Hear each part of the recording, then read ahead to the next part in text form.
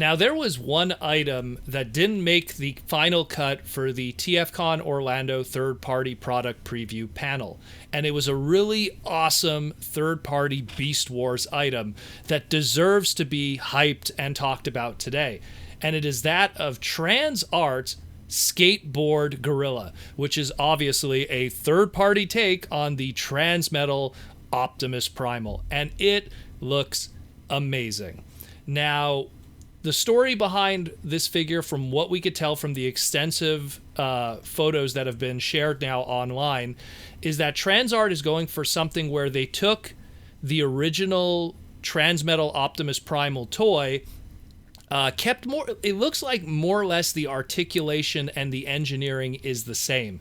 I mean, as someone who's played extensively with his original Optimus Primal toy Transmetal, a lot of the same engineering is there. I mean, anyone who's owned this toy, they're going to look at these images and kind of get like flashbacks.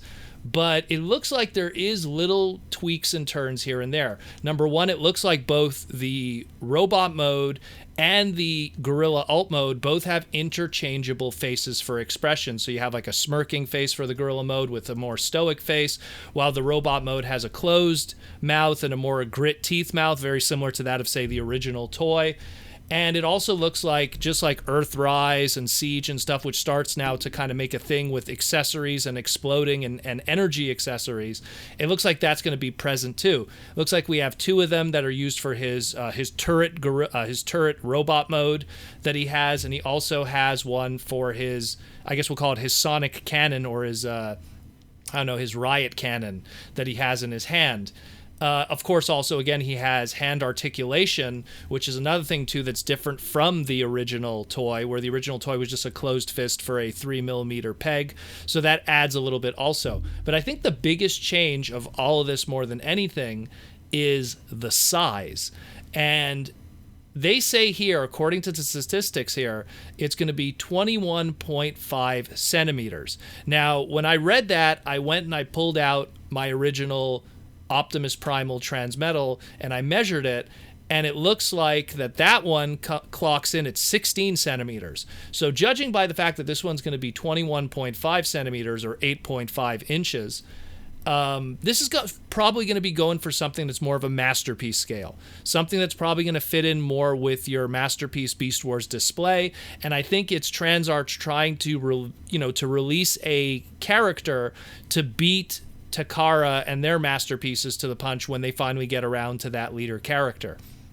And I mean, it kind of makes sense, get the market while it's still there. And he looks spectacular. And it's one of those things, because a lot of those old Transmetal toys, they already did an incredible job of matching the character model. Like the season 1 and season 2, the season 1 and series 2 wave of toys, they were made before the show was. So a lot of the character models didn't match the toys. Where Transmetals was made after the fact, they were able to kind of really figure out what they want to do.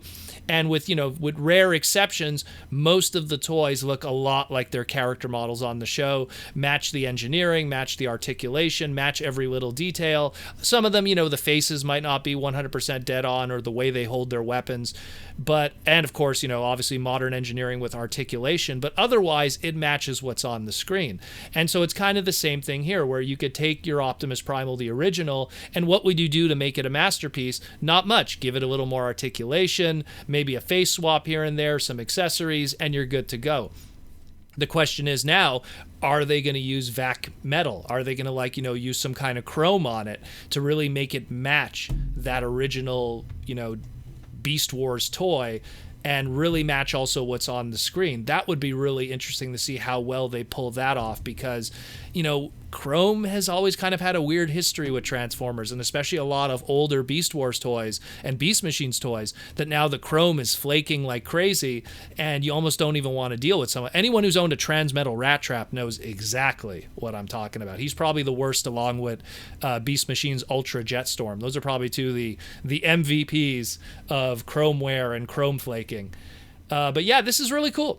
I really like just how they've reinvented the wheel in a lot of different areas. I like how even with the skateboard / hoverboard mode, they managed to engineer a way where you could put the riot gun onto the hoverboard, and they have a little blast accessory that goes into the riot gun that makes it look like, oh yeah, he's blasting forward. It adds a lot of nice little different play patterns. And on top of that, if you have this mold, chances are we might see in the future, whether it be a convention exclusive or just done through their own company, repaints. I mean, would you expect an 8 blinks from this? I know I would. Just like how we've seen other Beast Wars third-party toys that have been turned into their counterparts, whether it be a Cryotech or otherwise.